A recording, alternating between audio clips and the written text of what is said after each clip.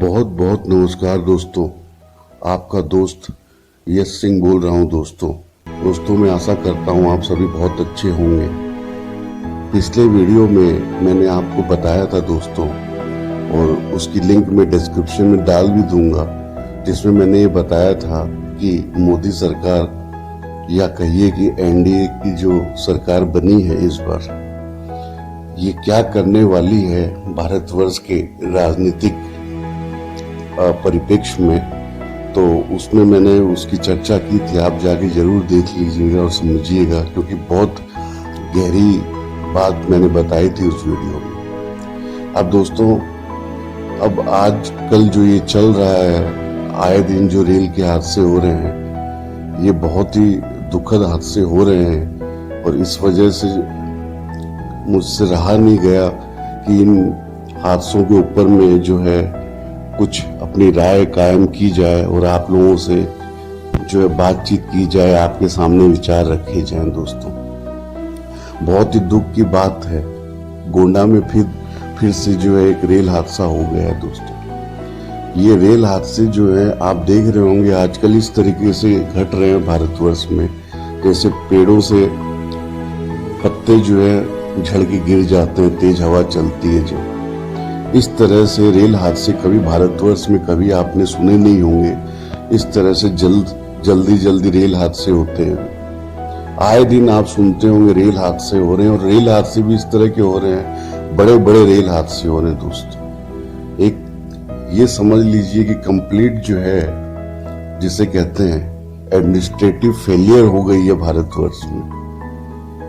आज मोदी सरकार को किसी भी तरीके से कोई मतलब है नहीं कि क्या भारतवर्ष में किस तरह से एडमिनिस्ट्रेशन चल रहा है, किस तरह से रेलवे चल रही है, किस तरीके से भारत में जो सरकार जो चलनी चाहिए, इसके पीछे जो एक सोच होती है सरकार की, ठीक है, कि किस तरीके से देश चले, अच्छी तरीके से चले, वह बिल्कुल आपको सोच तो दिखाई नहीं देती होगी दोस्तों। तो इस तरह का एडमिनिस्ट्रेटिव फेलियर जो आज भारतवर्ष में चल रहा है, यह बहुत ही दुख की बात है दोस्तों। तो इसलिए जो है अपने विचारों को आपके सामने रखता हूँ। अब ये गोंडा में जो रेल हादसा हो गया, आप देख रहे हैं, यहाँ तो कोई रेल भिड़े भी नहीं है, सिर्फ डीरेलमेंट जो है, पटरी से अपने आप चलती हुई ट्रेन जो है निकल गई, बताइए, और हादसा हो गया है। अभी कुछ दिनों पहले ही आपने सुना होगा कि रेल हादसा हो गया था उस जलपाईगुड़ी में, पश्चिम बंगाल में, जहां कई सौ लोगों की मौत हो गई थी, कई हजार लोग घायल हो गए थे, और कई घायल लोग तो रेल से खुद निकल के जो है अपनी जान बचाई लोगों ने, और पैदल चल के जो है आम लोगों को उन्होंने सूचित किया कि भाई हमें चोट लग गई, आप हमें बचाइए, हेल्प कीजिए। तो इस तरह के हालात अभी ही कुछ दिनों पहले ही घटित हुए हैं भारतवर्ष में, दार्जिलिंग में, जलपाईगुड़ी क्षेत्र में। इसके ठीक पहले आपको याद होगा बहुत बड़ा हादसा हो गया था उड़ीसा में, बालासोर में, जहां कई हजारों लोगों की मौत हो गई थी ट्रेन एक्सीडेंट की वजह से। तो इस तरह के जो ये हादसे दिन प्रतिदिन आप देखते होंगे कि हुए जा रहे हैं, लेकिन सरकार जो है, मोदी सरकार, इसके ऊपर में जरा भी एक चिंता की सेकंड भी नहीं दिखाई देती होगी आपको, जो भी नहीं रेंग रही है सरकार के ऊपर में। तो कहने का मतलब ये है दोस्तों कि कंप्लीट फेलियर जो है इस सरकार में, भारत में एडमिनिस्ट्रेटिव फेलियर है, हो रखा है। और ये सिर्फ रेलवे की बात नहीं है, आप बैंकों की बात कर लीजिए, जहां इतने बैंक जिस तरीके से डूब गए, कभी भारत के 50 या 70 साल के इतिहास में आपने नहीं सुना होगा। इस तरह से जो बैंक जिस तरीके से डूबे हैं भारतवर्ष में पिछले 10 वर्षों में मोदी सरकार के अंतर्गत। इसी तरह आप देखते होंगे किस तरीके से जो है भारत के ही पोर्ट में, जो किसी प्राइवेट कंपनी के अंतर्गत है गुजरात में, ठीक है, जो हमारे दो का जो पोर्ट कहा जाता है, वहां पे सबसे बड़ी खेप, वहां पे सबसे बड़ी खेप पकड़ी गई थी ड्रग्स की भारतवर्ष में दोस्तों। तो उसके ऊपर भी कोई जांच हुई नहीं आज तक भी। तो ये भारतवर्ष में जो कंप्लीट एडमिनिस्ट्रेटिव फेलियर जो है, इसके पीछे का क्या कारण है दोस्तों, इसके ऊपर में अब बात करते हैं आपसे दोस्तों। तो इसका जो है सबसे पहला जो कारण है वो है कि सरकार को बिल्कुल भी कोई परवाह नहीं है कि भारतवर्ष में जो है आम आदमी की जो जीवन है उसकी क्या कुछ वैल्यू है कि नहीं है। इस सरकार के सामने वैल्यू जो है आम आदमी की बिल्कुल जीरो है। इसलिए जो सरकार जो है इसके ऊपर बिल्कुल ध्यान नहीं दे रही है दोस्तों। पहला इसका ये कारण है। दूसरा ये कारण है कि ये सरकार जो है, मोदी सरकार, ये सिर्फ और सिर्फ सीटों को जीतने के लिए जो है काम करती रहती है। इसका सिर्फ एक ही काम रह गया मोदी सरकार का कि कहीं से तोड़ फोड़ की राजनीति करके कहीं से कुछ एमएलए को जोड़ लो, कहीं से हॉर्स ट्रेडिंग कर लो, कहीं से कुछ लोगों को अपनी तरफ मिला लो, कहीं सरकार बना लो। ना बनती हो तो कुछ ईवीएम और जो इलेक्शन कमीशन ऑफ इंडिया वहां से कुछ सेटिंग करके वहां से बनाओ सरकार।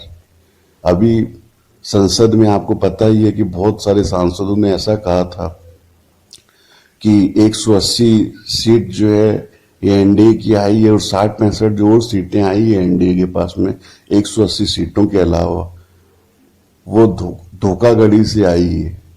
अगर 60-65 सीटों में अगर धोखाधड़ी नहीं होता इलेक्शन कमीशन के अंतर्गत तो ये मोदी सरकार वापस बनती भी नहीं दोस्तों।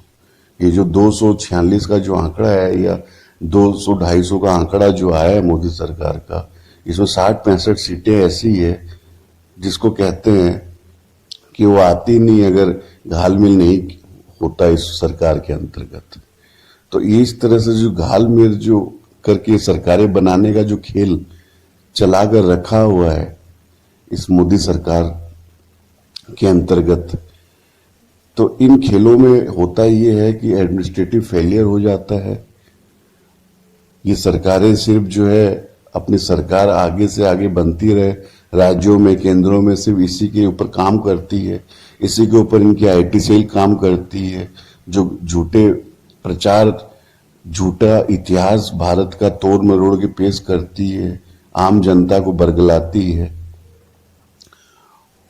और तीसरा नंबर जो सबसे इंपॉर्टेंट पॉइंट है दोस्तों, वो रेल हादसा जो इस तरह का हो जाता है, इसके पीछे है कि आज 10 लाख जो है 10 लाख वैकेंसी है इंडियन रेलवेज में, ठीक है, लेकिन उसको जो ये सरकार जो भर्ती नहीं कर रही है 10 लाख लोगों को। इसकी वजह से आप सोचिए कि 10 लाख लोग अगर किसी भी कॉरपोरेशन से गायब हो जाएं तो किस तरीके से काम चलेगा, ठीक है दोस्तों। अब ये जो बीजेपी आईटी सेल है ये लग जाती है राहुल गांधी को बालक बुद्धि कहने में। बालक बुद्धि कब कहने में लग जाती है? जब खुद राहुल गांधी मिलने जाते हैं लोको पायलट से नई दिल्ली रेलवे स्टेशन में, ठीक है। तो अमित मालवीय जो है बीजेपी आईटी सेल का मुखिया बनाया हुआ बीजेपी के द्वारा, वो कहता है कि ये बालक बुद्धि है, ठीक है दोस्तों।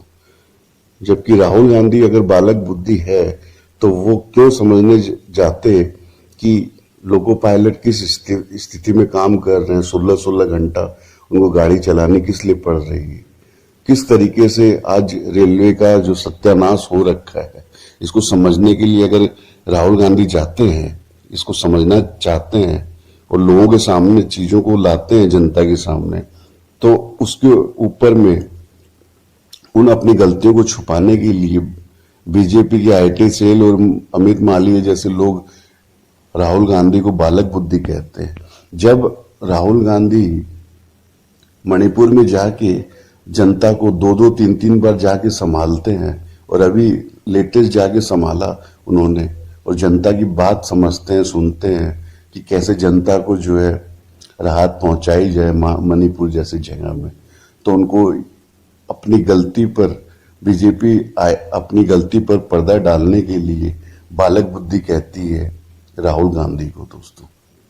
ठीक है दोस्तों, जबकि मणिपुर के लोग आज तक ये कह रहे हैं कि प्रधानमंत्री को, मोदी को, रूस और विश्व में यूरोप, इटली, कई कई देशों में जाने का और घूमने का समय है, लेकिन मणिपुर जल रहा है। लेकिन ये देश का प्रधानमंत्री, एक ऐसा प्रधानमंत्री आया है जिसको मणिपुर जलता हुआ दिखाई नहीं दे रहा है, जो कि अभिन्न अंग है भारतवर्ष का, जिसको समय है इटली घूमने का, जिसको समय है आपके रूस घूमने का और विश्व के अन्य कई देश घूमने का। लेकिन इस प्रधानमंत्री को ये समय नहीं है कि भारतवर्ष का एक जो प्रांत जल रहा है उसे संभाले। आज तक भारत का प्रधानमंत्री वहां तक नहीं पहुंचे। तो दोस्तों, कुल मिला के जो कारण थे मैंने बताया कि भारत में कंप्लीट एडमिनिस्ट्रेटिव फेलियर है। इसका सबसे मेन जो कारण है वह है कि इस सरकार को तनिक भी चिंता नहीं है आपके जीवन की, आम जनता के जीवन की। ठीक है, आम जनता के लिए कैसे सरकार जो है किस तरीके से राहत पहुंचाए, किस तरीके से अच्छा कार्य करे, इसकी कोई लेना देना नहीं है इस सरकार को। ये सिर्फ और सिर्फ जोड़ तोड़ की राजनीति करने में, खरीद फरोख्त की राजनीति करने में, हॉर्स ट्रेडिंग करने में विश्वास रखती है, जिसका सिर्फ एक ही काम है कि प्रदेशों में और केंद्र में अपनी सरकार बनाई जाए। सरकार का कार्य क्या होता है सरकार बनने के बाद? कि जनता के जो कार्य हैं उनको किस तरीके से किए जाएं, जनता को राहत कैसे मिले, उन कामों में लगना। लेकिन ये जो सरकार है, मोदी सरकार, ये 24/7 इसका एक ही काम है, जिसको आप गुजरात लॉबी कहते हैं। इनका सिर्फ एक ही काम है कि भारतवर्ष में प्रांतों में, राज्यों में, केंद्र में सिर्फ किस तरीके से उठा पटक की सरकार बनाई जाए। इसके अलावा इनका कोई काम नहीं है। इसके वजह से भारत में आज कंप्लीट एडमिनिस्ट्रेटिव फेलियर है। इसके वजह से जो है नियुक्तियां खाली पड़ी हुई है, लोगों को भर्ती नहीं करते हैं। जो लोग काम करते हैं उनको 18-18 घंटे काम कराया जाता है, 22-22 घंटे काम करवाया जाता है। ठीक है, आज जो कवच जिसे कहा जाता है रेलवे में, जिसके लग जाने से जो है एंटी कोलिजम सिस्टम है, जिसके लग जाने से पूरे भारतवर्ष में कहीं भी रेल हादसा नहीं होगा, और अगर होगा भी तो उसे भी रोका जा सकता है। उस टेक्नोलॉजी का नाम जो है कवच कहा गया है भारतवर्ष में, एंटी कोलिजम सिस्टम जिसे कहा जाता है। उसको लगाने का जो खर्च है 63,000 करोड़ जो है भारत के ऊपर पड़ेगा। इस 63,000 करोड़ के खर्चे से पूरे भारतवर्ष में एक कवच एंटी कोलिजम सिस्टम लगाया जा सकता है, जिसके द्वारा आम आदमी की जान बचाई जा सकती है और इस तरह के रेल के हादसों को टाला जा सकता है। लेकिन ये जो गुजरात लॉबी और मोदी सरकार है, ठीक है, ये जो है इस सरकार को का जो प्लान है वो 1,10,000 करोड़ रुपए लगा के मुंबई से अहमदाबाद की छोटी सी दूरी के लिए 1,10,000 करोड़ लगाकर बुलेट ट्रेन चलाने का इंटरेस्ट है इस गुजरात लॉबी वाली मोदी सरकार का। लेकिन इस सरकार का ये इंटरेस्ट नहीं है कि 63,000 करोड़ जो है लगाकर कवच सिस्टम इंप्लीमेंट किया जाए भारतवर्ष में, जिससे पूरे भारतवर्ष में जो रेलवे की सेफ्टी बढ़ जाएगी, जिससे भारत के लोगों की जान बच सकेगी। दोस्तों, तो ये इस तरह की मानसिकता की सरकार आज भारतवर्ष में चल रही है, और किन कारणों की वजह से इस तरह के हादसे हो रहे हैं वह सब कुछ मैंने आपके सामने रखा है। अब आप खुद ही ये विचार कीजिए और सोचिए कि क्या आपके राम ने, क्या आपके भगवान ने आपके दिमाग में क्या इसलिए इस तरह की वहम या बुद्धि रखने के लिए कभी कहा होगा कि आप जो है अपने समाज और अपने देश सबकी जो है जिंदगी किस तरह से बचाई जा सके उसके ऊपर ना सोचें, बल्कि आप अंधा होकर, ठीक है, एक उस तरह की सरकार को चुने जिस सरकार को आपके जीवन से और आपकी सुरक्षा से कोई लेना देना नहीं हो। ये विषय ये प्रश्न जो है ये आपके ऊपर ही मैं छोड़ के अब विराम लेता हूं अपने शब्दों से। आपका सदा इसी तरह जुड़ने के लिए बहुत बहुत आपका धन्यवाद। आपको अगर ये विचार अच्छे लगे हों दोस्तों तो आप इसे शेयर कीजिए, और आपका कुछ विचार हो तो कमेंट भी कीजिए दोस्तों। और आपका जुड़ने के लिए बहुत बहुत धन्यवाद। आपका दोस्त यश सिंह साइनिंग ऑफ। सत्यमेव जयते।